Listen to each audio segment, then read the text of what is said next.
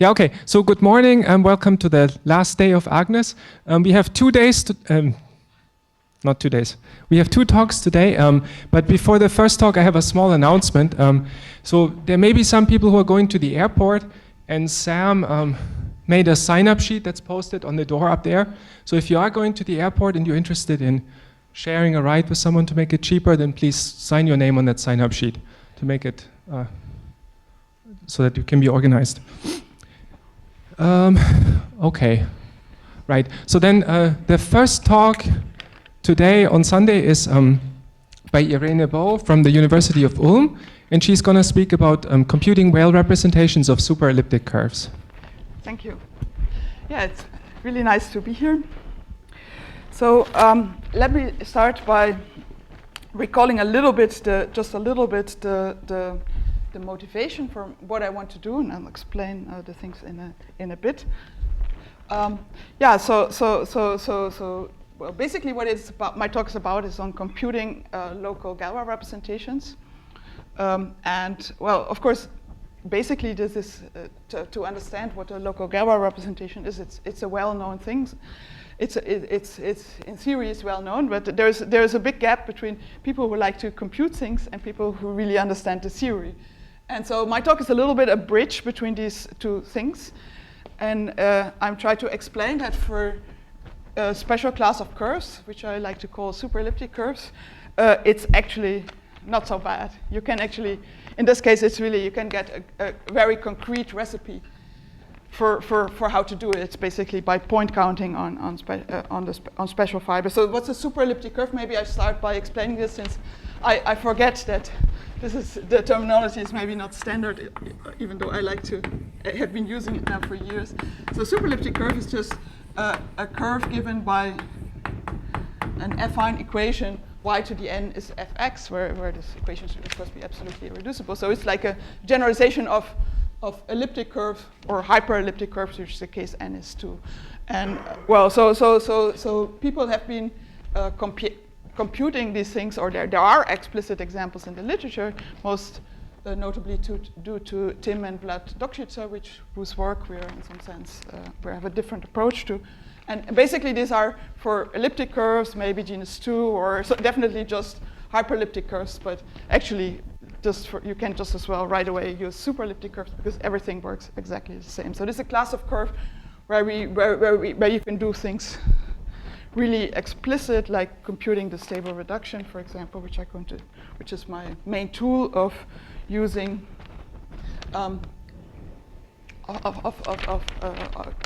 of studying these things.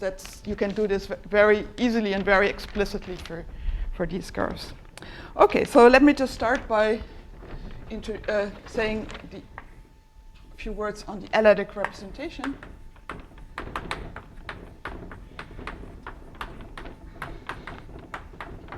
Of, well, a curve, y. So for me, y is a curve, or a smooth, projective, absolutely irreducible curve over k, and k is just a finite extension of qp for some prime. Let's talk. Okay, so this is a smooth. I just write smooth curve, but it should be really projective, absolutely irreducible, and so on. So and L is an auxiliary prime, so prime different from p. And well, usually you define it in terms of the Tate module, but actually for our purposes, it's much better to do it in terms of the étale cohomology group. So I just write VL for the first étale cohomology group of my curve y, but then base change to k bar, and k bar is just the algebraic closure of k, and then with QL coefficients. And yeah, so the gamma k, so the absolute Galois group of k, this just acts on the whole situation, since my curve is defined over k, and that just really gives you my elliptic representation.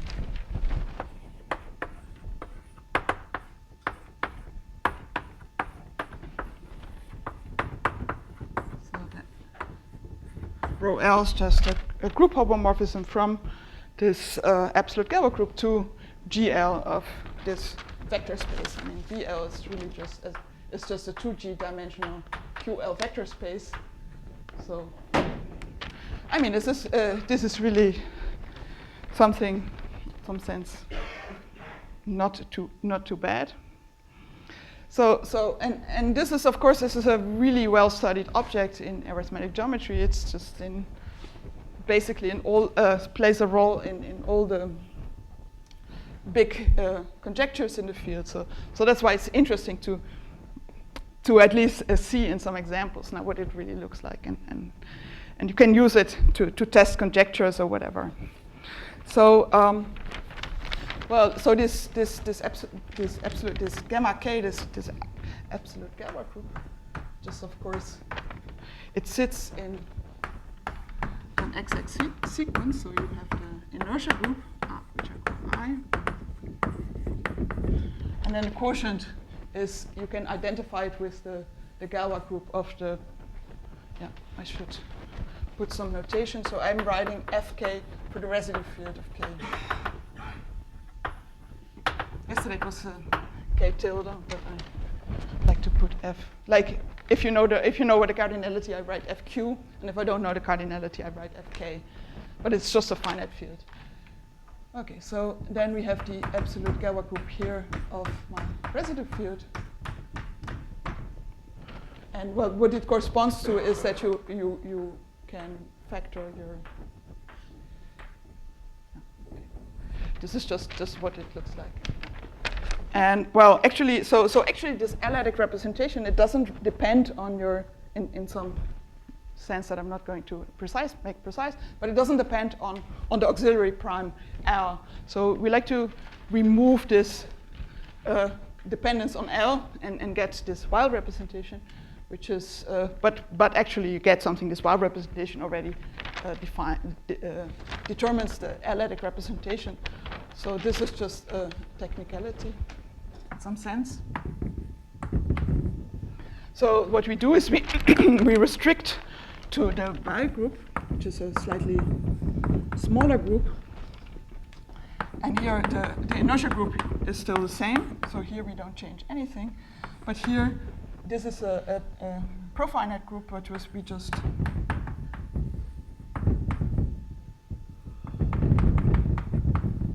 restrict to the subgroup generated by the Frobenius, so the generated which which generates all the finite extensions. So the Frobenius element, which is on the residue field, this is just a thing that sends a to the q, where q is just the cardinality of my residue field. Okay, so this is the Weil group, and yeah, there's the topology is also a bit different, but I'm going to skip this. I'm going to ignore it. And then what we just choose, just to make it sure that, to make clear that it really doesn't depend on L, we're just going to choose an arbitrary embedding of QL into C, and then we can just tensor our vector space with C, and then we get just a finite dimensional, a 2G dimensional vector space,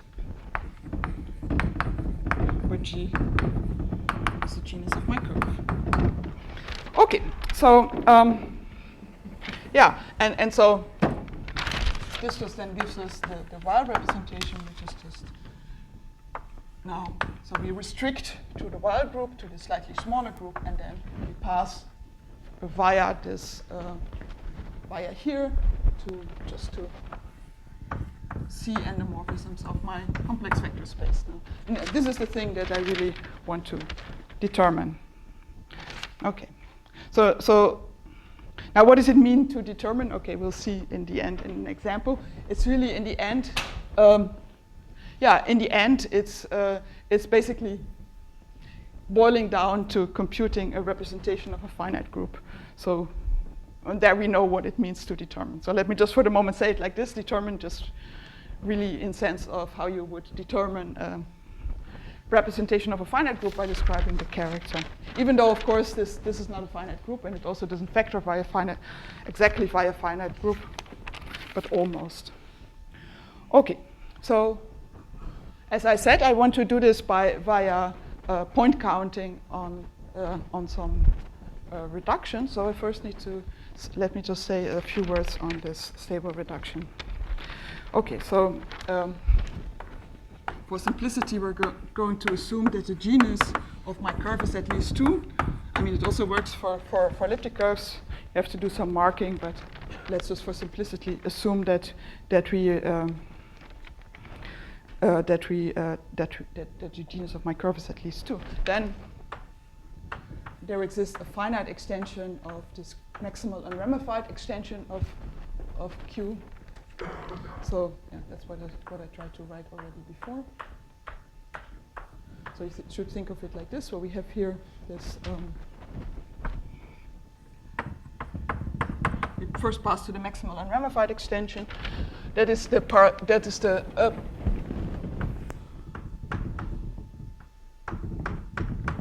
Galois group is just this part, and then here. Well, this is then some finite. The Galois group here is some finite. I'm just going to call it I, and this I is just a finite extension of my IK. So this is the Galois group of L over K. So it's still infinite, but the infinite part is only in this part. And okay, now what is the? Now we know, of course, by the stable reductions here and by the minimum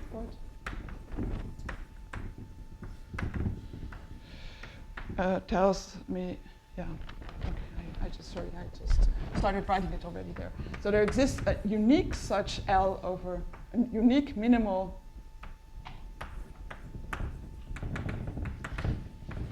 such L over K as over K unramified plus a unique model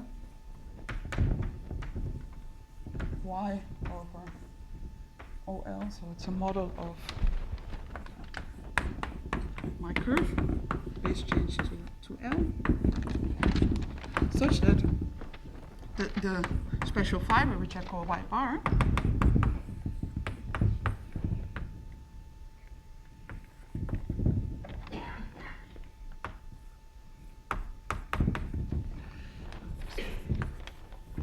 this is a semi-stable or stable. It's unique with the property that it's semi-stable, which means that it's reduced, and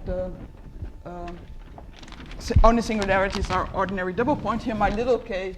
Sorry, I'm just mixing up the notation. I should have said this in the beginning. This is just the algebraic closure of the residue field.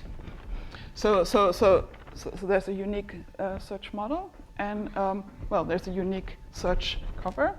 It has a set, as I already wrote before. G is the Galois group of this. And for this talk,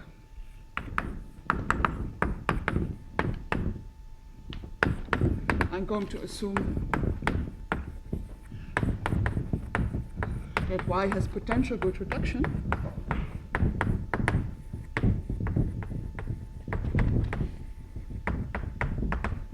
And this just means my reduction, my Y bar is smooth. And at the end, I do an example, and I try to explain you that this, in this case where you have the superelliptic curves, is really, really, really totally,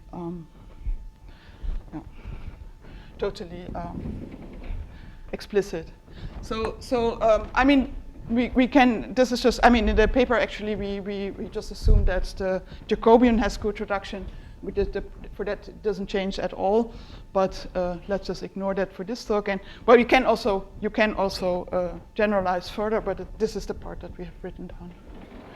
I guess it doesn't matter in your case, but to get uniqueness, you should also assume the dualization example. Yeah, but it's automatically set. I mean, you don't. There's no. In your case, it doesn't matter. Yes. You've got good reduction. No, but it's also, you don't have to assume. No, in the case of curves, you don't have to assume. It's always. There's no further condition. It's no assumption. You can always blow up a point in the closed fiber.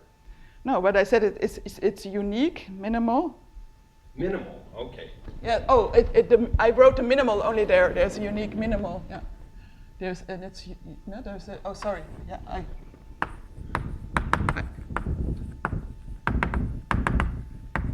There's a unique minimal thing. Yes, thank you.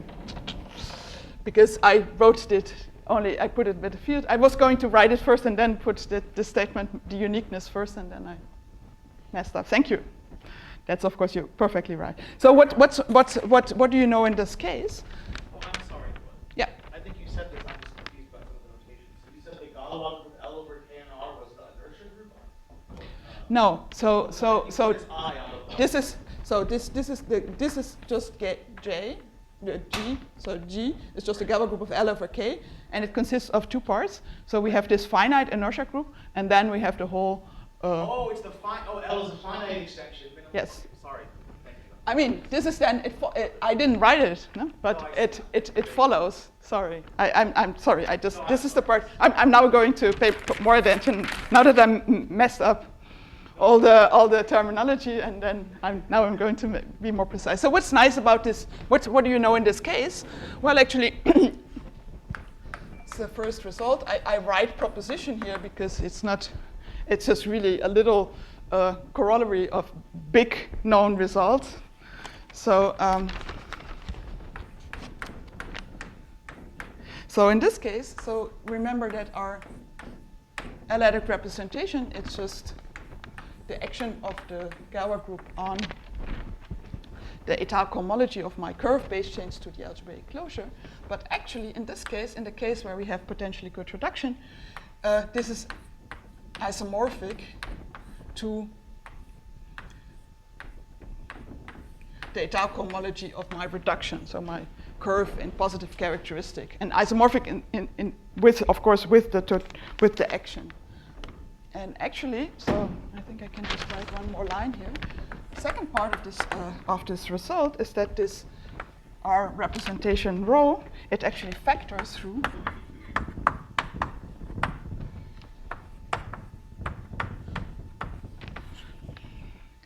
the quotient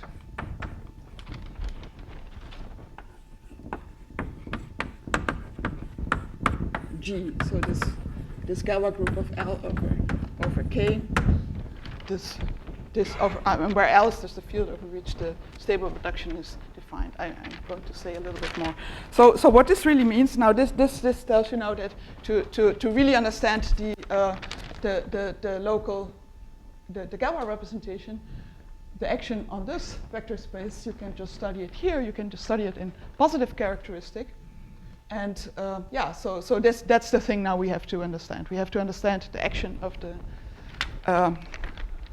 yeah, we can translate it into a problem on positive characteristic.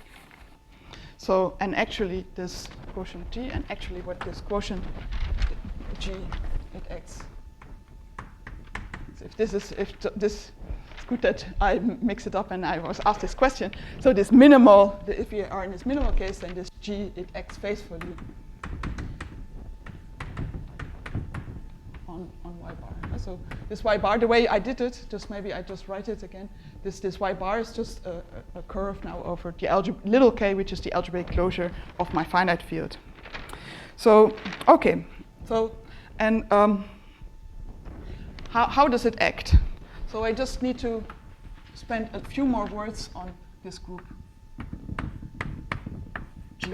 So as I already, yeah, I pass again. I mix. I'm not really distinguishing very clearly in this talk between the Y group and the absolute Galois group of my local field, but now I do.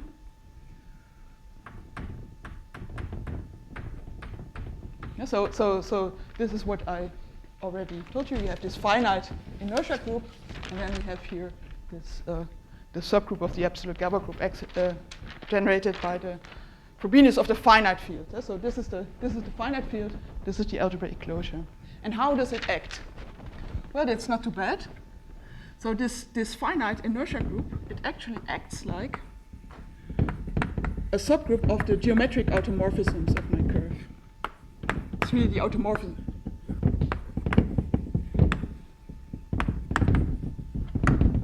Well, in this part, this just acts on the coefficients. This is just the Frobenius, which sends a to the p. So this just acts on the coefficient. So if you combine it, it's really just a semi-linear action. So yeah, So just denoted by this.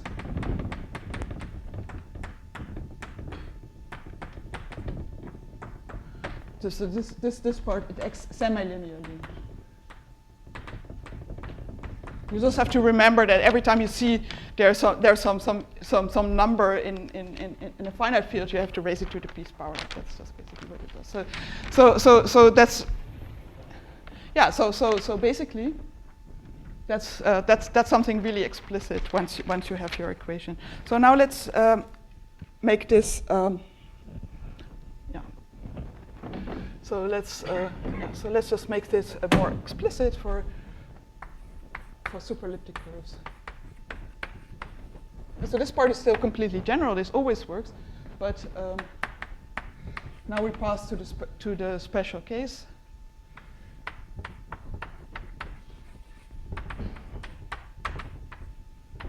Okay, so now I'm going to explain why, in the case of superelliptic curves, this is really something that you can actually compute.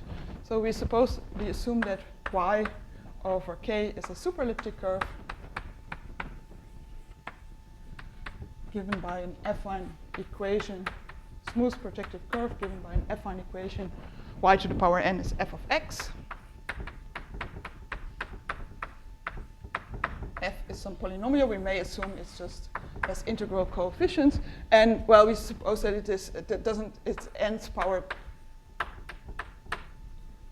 3 for simplicity. You cannot take out a non-trivial n's power, so that it's that's sort of minimal. And we assume we're only going to look at the case for this talk. I'm only going to look at the case that p does not divide n. We can also do things in the case that n is equal to p, but the exact description that I'm going to give now doesn't work in that case. So well, the nice thing here is that these are cyclic covers of p1. So you just forget about the y. This is cyclic. I mean, as soon as you have an nth root of unity in your field, it's actually a Galois cover, and the Galois group is cyclic. So you have this nice map, and now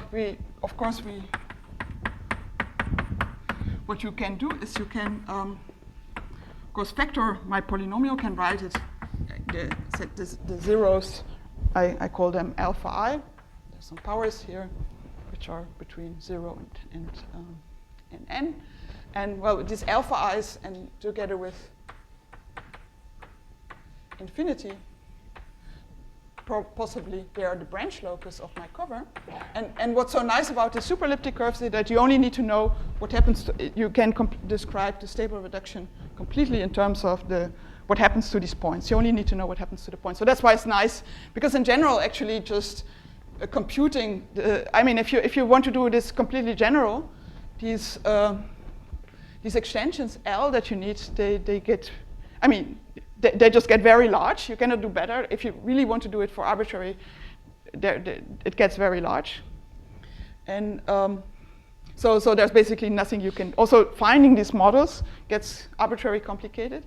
So if you just, I was trying to convince you that it's nice to have concrete examples. So you should figure out now which is like the largest possible class of curves where you still can do something really, I mean, it should be as general as possible and still completely easy to describe. So that's nice about this cover. And I mean, it looks like could say it's an example, but on the other hand, since it contains all the hyperelliptic curves, it's also not so special. So yeah, and so for example, just to show you how you do this, you can see that, well, my curve y has potentially good reduction. I just give you the criterion for potential good reduction, if and only if. I'm going to write the condition here in a minute. So I'm going to just define, I mean, of course, in general, this equation, if you just reduce it to a characteristic P, it just gets a mess. But yeah, what does potential good reduction mean? Well, you just have to find a coordinate change in x and in y, so that if you write a new equation, it then has good reduction. It reduces to a smooth curve.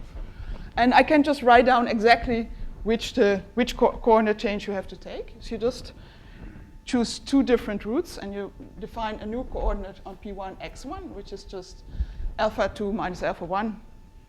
You just write x as alpha 2 minus alpha 1, x1 plus alpha 1.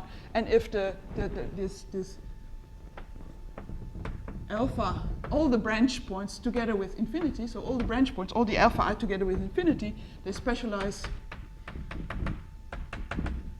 to pairwise distinct points on the special fiber with respect to this coordinate. For this talk, I say coordinates. Could also, it's maybe nicer to write it in terms of valuations, but I just write it in terms of coordinates. So that's just what you have to do, and it's also, you can also say exactly what it doesn't matter for my talk, but I can just tell you exactly what you have to do. So you just need to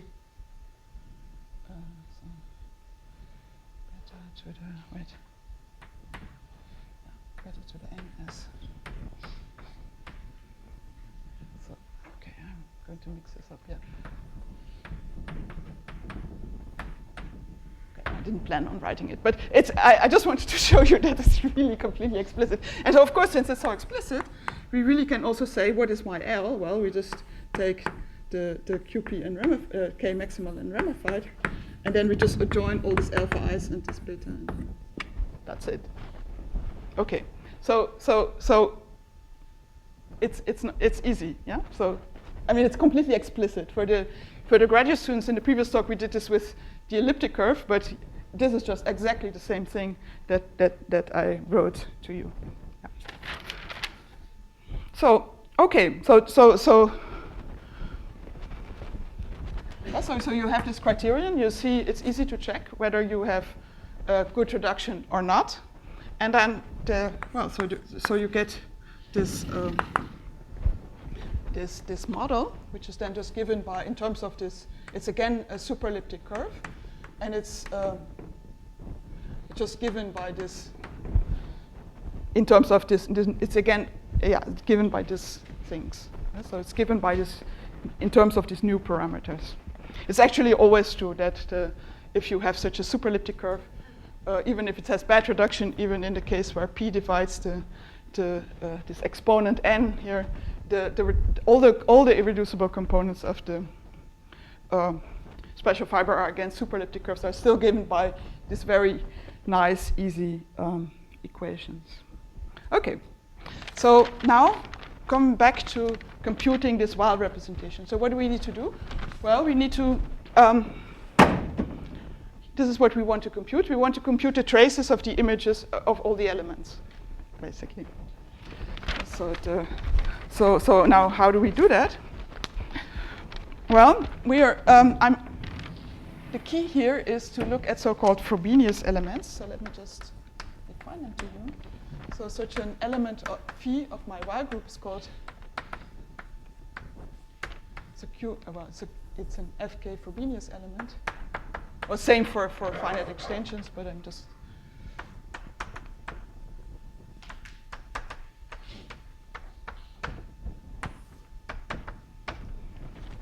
If the image, and I'm now going to call that, where did I put it? Maybe here. If this R, for a residual map, if the image under this map R is just our K Frobenius element.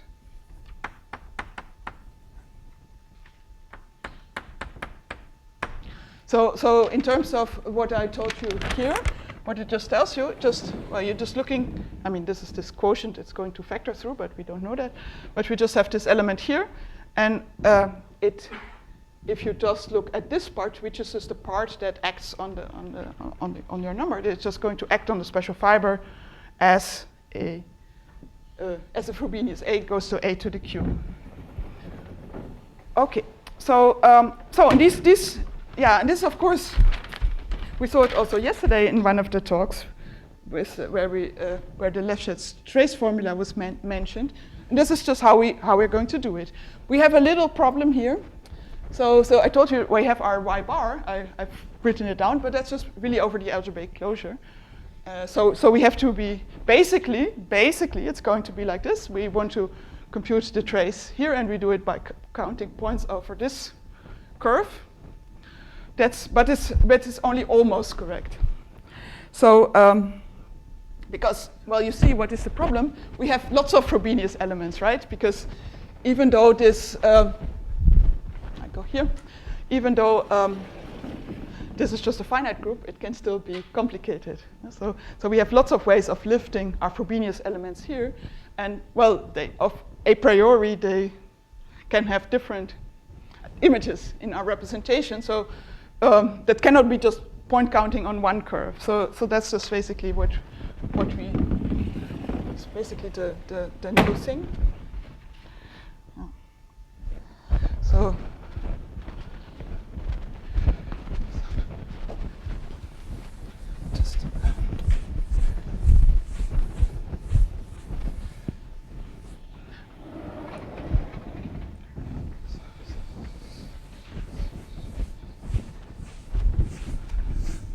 So we just the key thing or our thing here that we did is just figuring out now on which curve do you have to do the point counting. So this basically the results that I'm explaining, it just builds on earlier work of Tim and Vlad Dokshitsa, who just showed that such Weil representations, they're just determined by local polynomials. And yeah, what we did is just now saying how this now relates to stable reduction and why you can actually, a more practical way of actually doing this by just saying now on which curves do we have to count points and just bringing down also the local field. So, now I have the wrong thing. It's always going to happen. Up the pages. Well, I have to walk around a little bit. So okay, so what's this now? The main result, or it says, well, there is maybe just first a little definition. So an FQ model of y. This is the curve. This is my reduction defined of the algebraic closure of my finite field. Is just it's just a curve y0 over fq, such that if I pass to my algebraically closed field, I end up it's isomorphic to the curve I started with, and actually such a y0 it comes with a Frobenius element, which is basically just if you identify this, and there's just a Frobenius element here which comes with this model, which is just the identity on y bar, and it acts just as Frobenius on my coefficients. So, and what's now the result? That there is a correspondence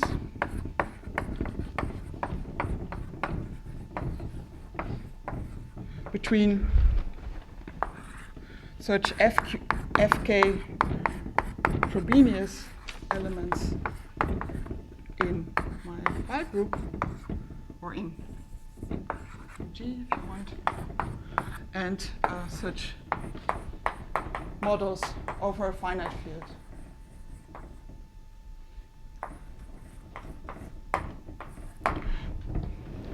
So this is still this still hurts arbitrary. This has nothing to do with superelliptic curves. So it just tells you that okay, for each of these Frobenius element, each of these elements here in your Galois group that act, they can also act to powers. We actually also need it for powers, but so every element here that acts to a Frobenius, there is a special there is the correct curve there, the model of curves, and on this model you have to count the points. This part was basic. I mean, no, yeah, and so what is furthermore really nice I'm going to show this now in an example. Yeah, I still have time. So I'm going to explain this in an...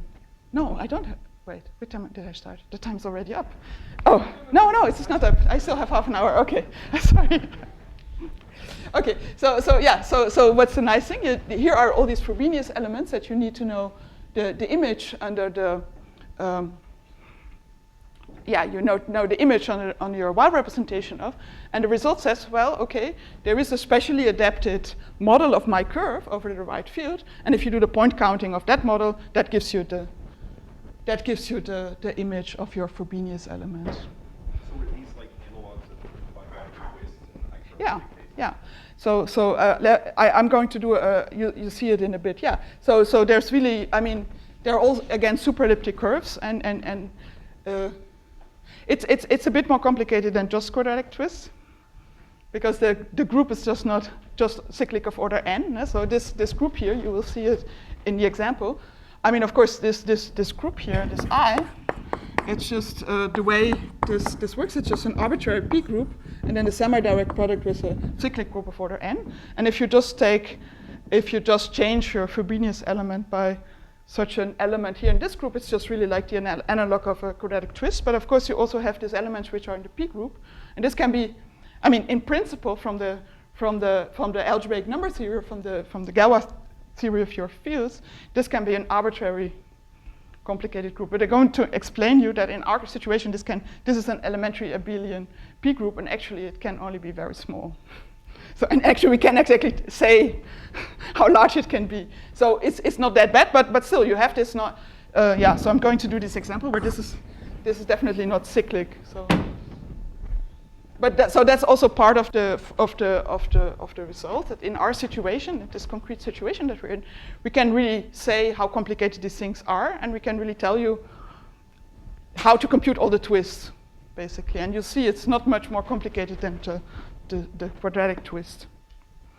Yeah, so let me just show this in an example. So, okay, well, so let me just first say how does it now really relates to the... Before I do an example, let me just explain how this corresponds to the point counting. So we have such an, let me now write a Q Frobenius element where Q is the cardinality of the residue field. You can have different one. And then according to this result, we have this, we have a model that corresponds to it.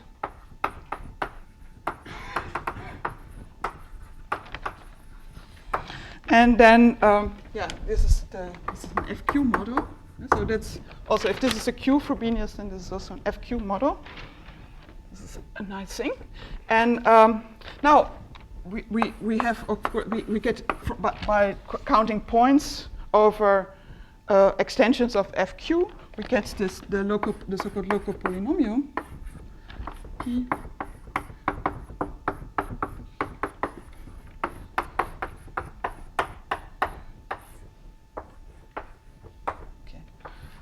So it's it's essentially the characteristic polynomial of phi. You have to hear this is I'm going to gloss over this completely. You have to pay attention to phi and phi inverse and how this identification works. That's actually a complicated thing, but and on which you take this essentially characteristic polynomial system VL bar, which is just the étale cohomology group now of the residue field. That's our point. I told you that we only need to compute the residual representation, the action on the special fiber, and so we can restrict to this. Yeah, and this, and then of course this is let me just still finish writing this. This can be computed. This can be computed by point counting.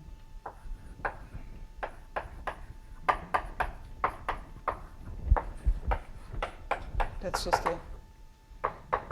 that's the Leschetz trace formula. And genau, and exactly. And now what's the image? I have to write it on the next board. Otherwise not everyone can read it.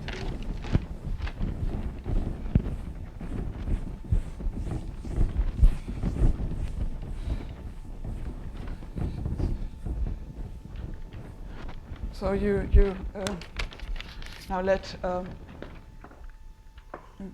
just, I think I used alpha before, but okay, then let's just use gamma, be the roots.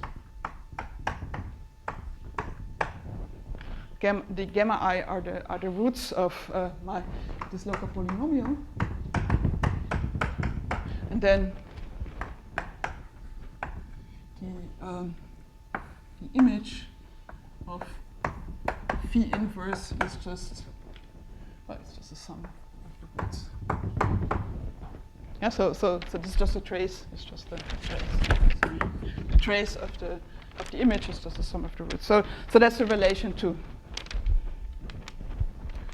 yeah, point counting, of course, on y phi. I talked about it so much and then I forgot to write it. So it's really, so this is just, again, of course, over the algebraic closure, but point counting we do on the specially designed model. So let me just do an example.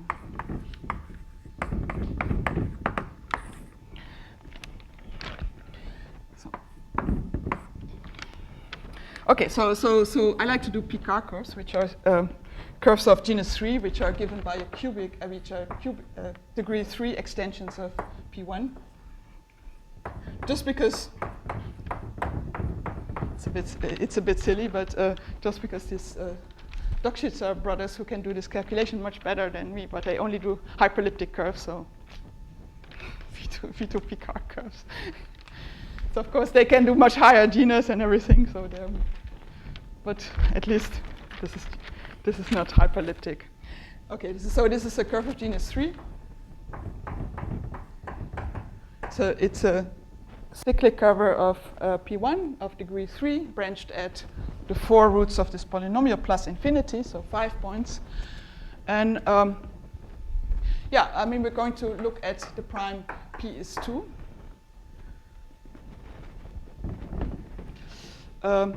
Yeah, let's just see how this now works. So it's still there on the right board. You can see what you have to do. You just have to go compute. You just have to look at the roots of this polynomial, and then you do this substitution that I wrote there. So this has good reduction over. Yeah, you check the criterion.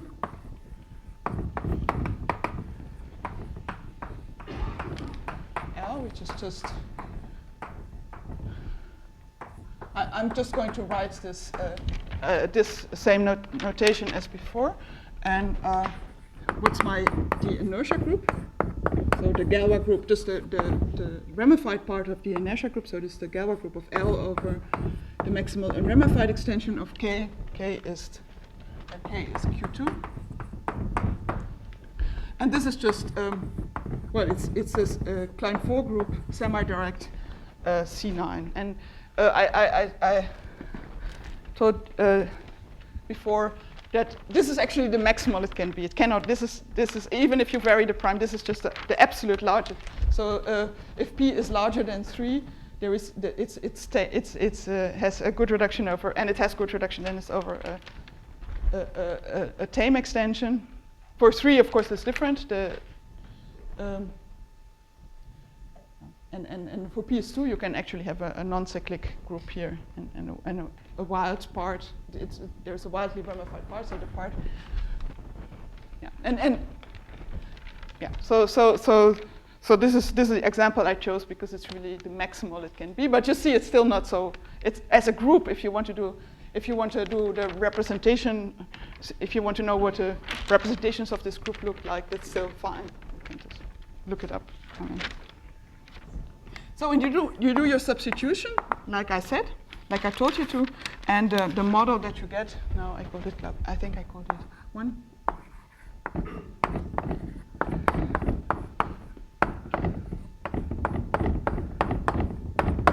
The curve over in characteristic 2, it looks like it's still superelliptic and it's of exactly the same type, and it's y1 cubed equals to x1 to the 4th plus x1. So, okay, yes. And I told you that this group now, it acts like geometric automorphism. So like what kind of things do you have here? What kind of automorphisms does the group have? Well, it's just x1, y1 goes to x1 plus, just call it alpha. Okay. So the automorphisms of order 2, they're just sending x to x plus some element. Well, you can take x to x plus 1, or you can send x to x plus a third root of unity element of F4. And you can, if you get lost, you can try to check it. It really works. And then there's a cyclic automorphism of order 9, which just, well, you multiply, blip, blip, blip. Yeah, you multiply, I'm just going to write it like this, by y by an element of order 9, and then you just multiply x by an element of order 3. I mean, these two are, you can relate them. But so just to see what it looks like. So that's what it does. So now, how do we determine the representation? Well, first thing we noticed is that actually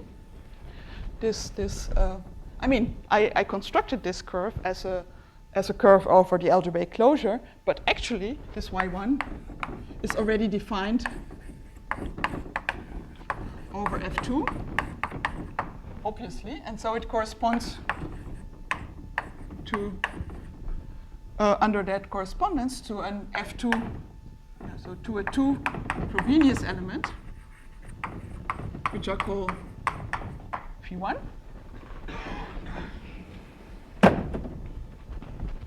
Yeah, and of course,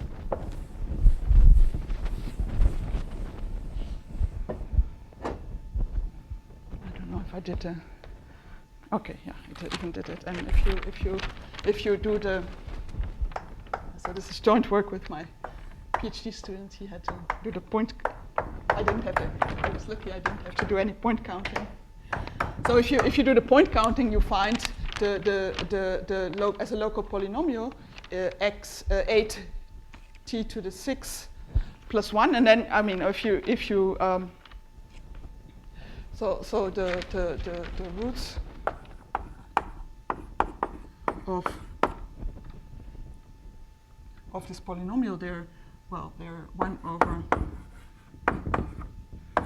this fixed complex number. I mean, this is now, of course, we do point counting over characteristic 0, but of course characteristic p, but of course we have a C representation. So these are really just, these are complex numbers now. So that's, and then you have here the 6th root of unity. So this tells you, so it tells you that, this tells you something about the representation. Just going to now write this very informally. You can, so in particular, all the roots of this polynomial, they differ from one fixed number by a root of unity. So what you can now write, my representation, I can write it I can vector it like this, where you have this chi is an unramified one-dimensional representation. And what it does, it just sends my phi1, this Frobenius element, to this number, and well, then this, if you do this, then this row 0, this is called an Artin representation.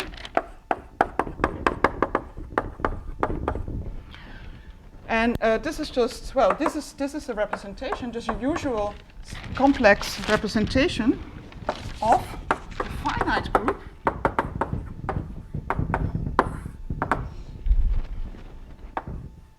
I'm going to write it, and then I'm going to explain it.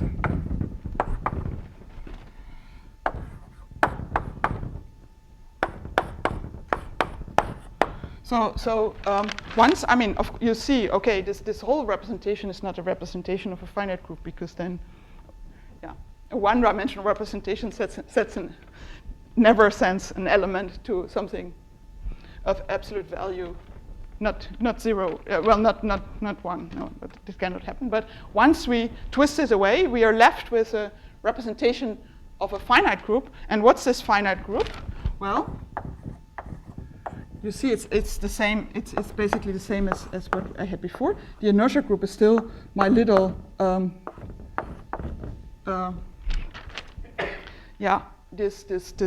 same finite group. But then here, where we had this group of infinite cyclic group, now this just vectors for this little cyclic group of order 6.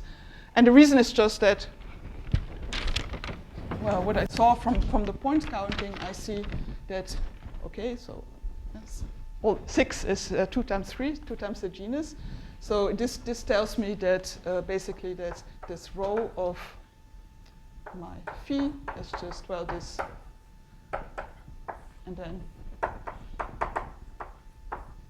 this is just conjugate to this factor, and then all the 6 roots of unity. 6. And so once I take this part away, we just have this representation of this finite group. So this shows you the one thing. And I mean, what's nice to know, which was I didn't realize this before I started doing this. So the fact that you start here with a curve, my original curve y, where did I write it? Here, it's where's my curve? Oh yeah, here. I started with a curve which is defined over q, basically, or over q2. And so it means immediately that even though I do all this stuff and go to this large extension, whatever, I can find a model which is defined over F2. Because there is a 2 Frobenius element, and the 2 Frobenius element, the image, corresponds to a model over F2. So, yeah. And then now for each of these, different automorphisms, I just have to now, I mean, you don't have to compute all the images. You can just look up this. Okay, I must admit that I didn't do this group. I took now this for this talk. I took this large. It's still a large group, but it's the representation theory of the finite. The C representation of the finite group is really not. It's still okay. And yeah, so you can really.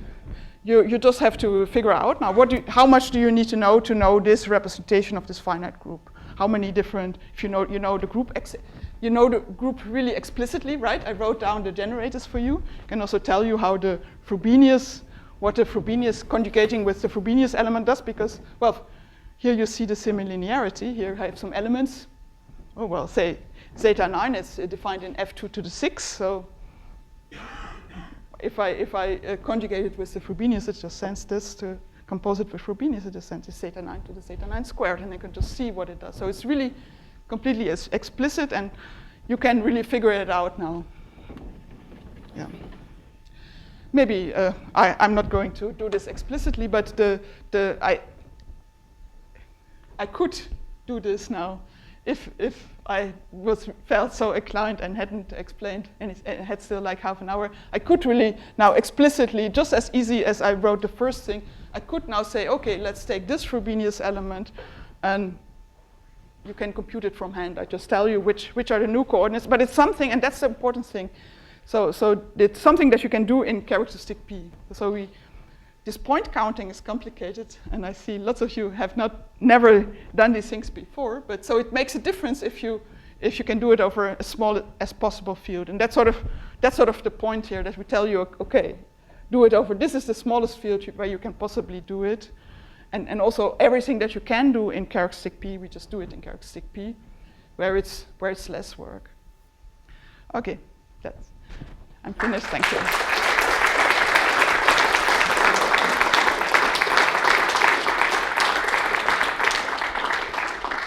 Okay, are there any questions?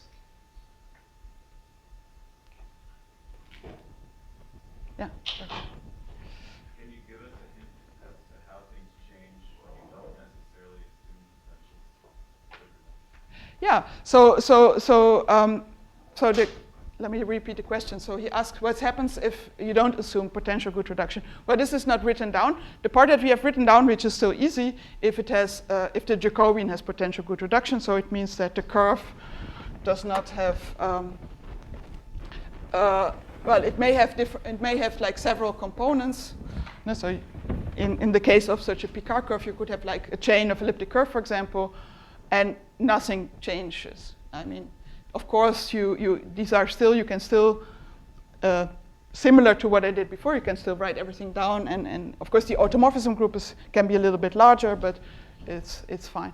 So what changes, of course, if you have well, what some people like to call geometric batch reduction. So then you have loops. So you don't look at the Weil representation. You need to look at the Weil linear representation, and it's not just completely determined by point counting, but actually it's also not so bad, because these étale cohomology groups, you can still completely understand them. There's a part with a vanishing cycle, but and some dual part there, but I mean, the answer is going to be more complicated, but in the end, the essential part is still the point counting, and just really, I mean, it gets a bit more complicated, because you have to look a little bit deeper into these results on how to identify and what the Frobenius does and all these things, but that gets a bit more complicated. But you can still completely, that's a nice thing about doing it. We think that's actually the reason. If you do it with the étale cohomology, these groups, you can still completely see all the pieces and know what the loops look like and how your Frobenius, what it does to your loops and stuff. So it's basically the same. Yeah.